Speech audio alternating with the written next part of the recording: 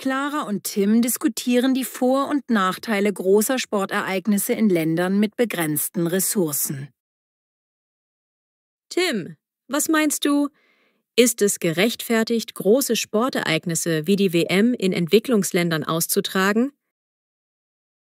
Ehrlich gesagt finde ich, dass es eine Chance sein kann, die Wirtschaft anzukurbeln. Man könnte sogar sagen, dass solche Events die internationale Aufmerksamkeit auf diese Länder lenken. Das mag stimmen, aber glaubst du nicht, dass die Ausgaben für Stadien und Infrastruktur besser in Bildung oder Gesundheit investiert werden sollten? Durchaus, das ist ein berechtigter Einwand.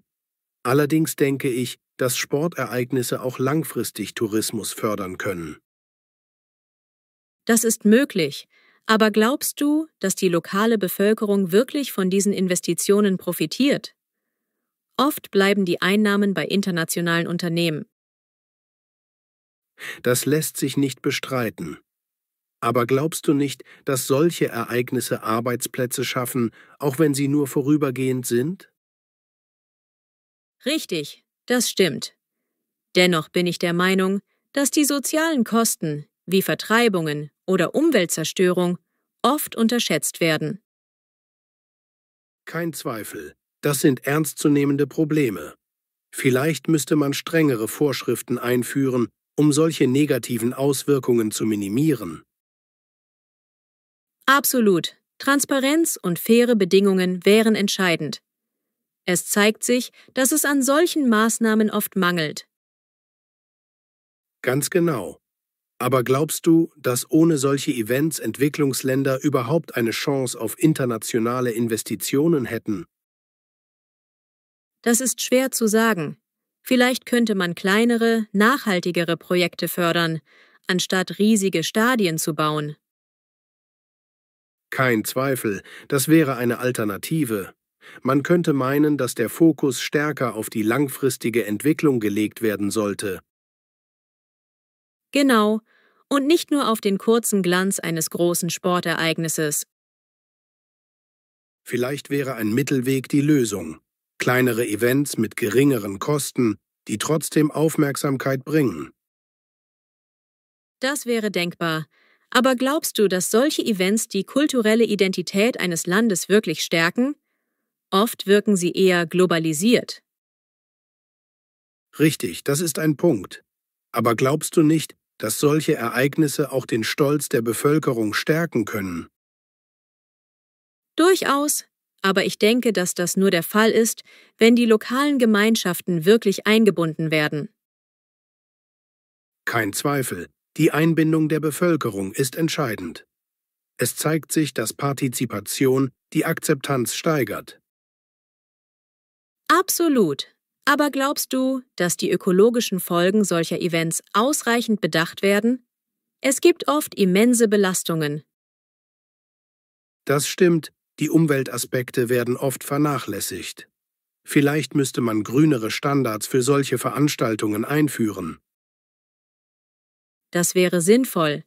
Es könnte auch helfen, wenn Nachhaltigkeit ein zentraler Bestandteil der Planung wäre. Keine Frage.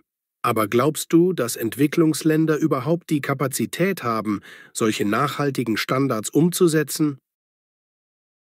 Das ist eine berechtigte Frage.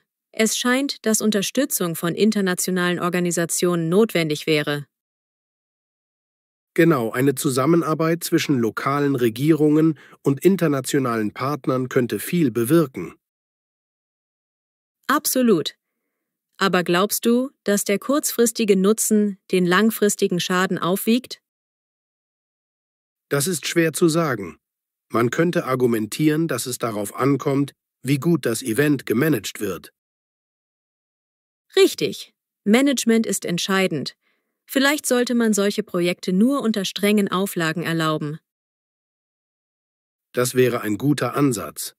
Am Ende zählt, dass die lokalen Gemeinschaften nachhaltig profitieren. Ganz genau. Es sollte nicht nur um den Profit internationaler Organisationen gehen, sondern um echte Entwicklung. Die Rolle von Musik im Alltag. Wie beeinflusst sie unser Leben? Guten Tag und herzlich willkommen zur mündlichen Prüfung auf C1-Niveau.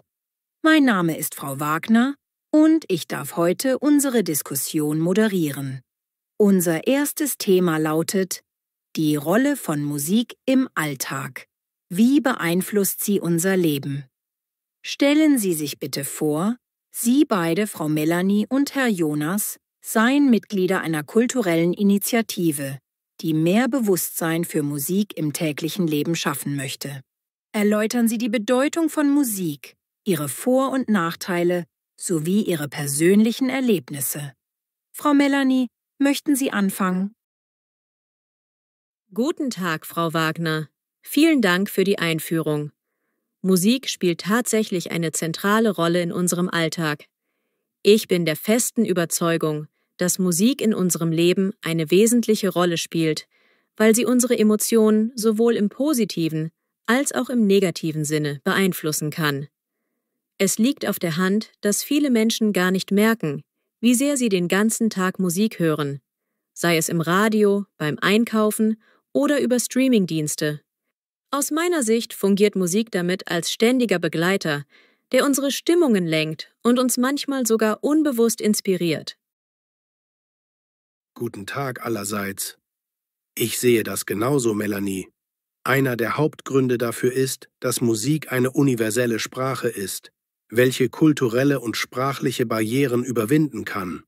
Meiner Meinung nach können Menschen durch Melodien, Rhythmen und Texte Gefühle ausdrücken, die sie sonst womöglich nicht in Worte fassen würden. Das gilt für klassische Musik ebenso wie für moderne Genres, von Pop bis Hip-Hop. Absolut. Und ich denke, Musik kann sogar therapeutisch wirken.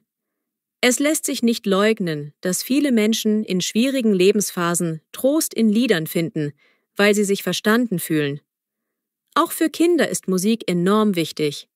Ich bin geneigt zu glauben, dass das gemeinsame Singen in der Schule nicht nur die Gemeinschaft fördert, sondern auch die Sprachentwicklung.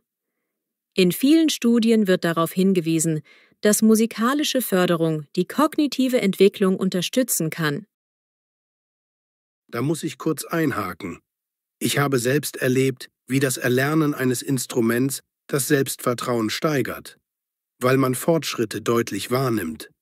Gleichzeitig sollte man aber bedenken, dass Musik manchmal auch problematisch sein kann, zum Beispiel wenn Lautstärke oder aggressive Texte auf andere Menschen negativ wirken. Es ist offensichtlich, dass einige Musikrichtungen in der Kritik stehen, weil sie Gewalt verherrlichen oder Hassbotschaften verbreiten könnten. Das stimmt, wobei ich denke, dass man nicht das ganze Genre dafür verantwortlich machen sollte. Einer der Hauptgründe dafür, dass manche Musik bei bestimmten Menschen aggressive Gefühle hervorruft, liegt eher in deren eigenen Konflikten oder Lebenssituationen. Musik kann in solchen Fällen eine Art Katalysator sein, aber nicht zwingend die Ursache von Problemen. Ich halte es für sinnvoll, genauer hinzuschauen, anstatt ganze Stile zu verteufeln. Ja, genau das sehe ich auch so. Man könnte argumentieren, dass Musik häufig einfach Themen anspricht, die ohnehin in der Gesellschaft existieren. Rap beleuchtet soziale Ungleichheit, Rock kann Protest transportieren, während Klassik Ruhe und Reflexion bietet. Letztendlich sind wir es, die auswählen, womit wir uns beschäftigen. Es scheint mir, dass die Vielfalt in der Musikwelt ein Spiegel unserer gesamten Kultur ist. Auf jeden Fall. Ich bin der Meinung, dass wir Musik noch stärker wertschätzen sollten, zum Beispiel durch Konzerte, gemeinsames Musizieren oder regelmäßigen Musikunterricht. Andererseits haben wir heute überall Hintergrundmusik, was bisweilen zu einer gewissen Reizüberflutung führt. Man darf nicht vergessen, dass Stille ebenfalls einen hohen Wert haben kann. Wer ständig Beschallung um sich hat, nimmt Musik manchmal nur noch oberflächlich wahr. Da kann ich nur zustimmen. Auch wenn Musik im Alltag allgegenwärtig ist, muss das bewusste Hören nicht zu kurz kommen. Zusammenfassend lässt sich sagen, dass Musik ein mächtiges Werkzeug ist, welches uns inspirieren, trösten, antreiben und verbinden kann. Nach Abwägung aller Argumente sehe ich in der Musikkultur eine riesige Chance, soziale Brücken zu bauen und emotionale Prozesse besser zu verstehen. Genau. Alles in allem zeigt sich, dass Musik weit mehr ist als bloße Unterhaltung. Sie kann Identität stiften, Gemeinschaft erzeugen oder einfach nur Freude bereiten. Ich würde sagen, wir sollten die positiven Aspekte betonen und gleichzeitig den kritischen Umgang nicht vergessen, damit Musik tatsächlich bereichert und nicht belastet. Danke Melanie und Jonas für ihren umfangreichen Austausch über die Rolle der Musik im Alltag.